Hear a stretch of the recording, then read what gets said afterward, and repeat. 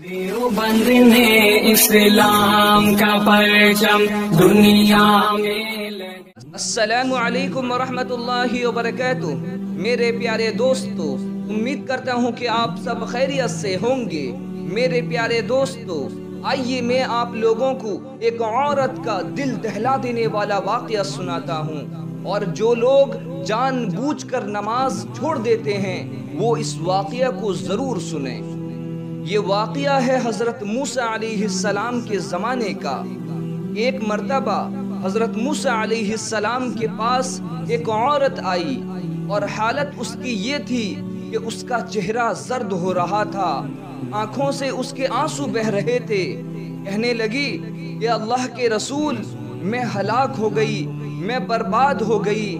حضرت موسیٰ علیہ السلام نے اس عورت سے معلوم کیا کہ آخر کیا ہو گیا۔ اس عورت نے کہا کہ مجھ سے زبردست گناہ ہو گیا، آپ اللہ تعالیٰ سے میری مغفرت کی دعا فرما دیں تاکہ اللہ پاک مجھ کو معاف فرما دیں۔ حضرت موسیٰ علیہ السلام نے فرمایا کہ پہلے یہ تو بتاؤ کیا گناہ ہوا۔ اس عورت نے بتلایا کہ اللہ کے نبی، مجھ سے زنا کا صدور ہو گیا تھا، پھر ایک لڑکا پیدا ہوا تو میں نے اس بچے کو قتل کر دیا۔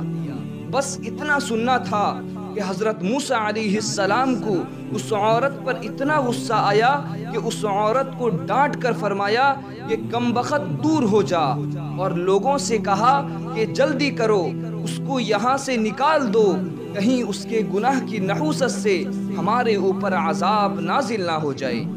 وہ عورت نہایت ہی غمگین اور مایوس ہو کر چلی گئی۔ ادھر وہ آسمانوں اور زمینوں کا مالک یہ سب کچھ دیکھ رہا تھا اور سن رہا تھا۔ فوراً اللہ کی رحمت جوش میں آئی۔ حضرت جبریل علیہ السلام کو حضرت موسیٰ کے پاس بھیجا گیا۔ حضرت جبریل نے موسیٰ سے کہا، اے موسیٰ، اللہ تعالیٰ فرماتا ہے کہ تم نے یہ کیا کیا؟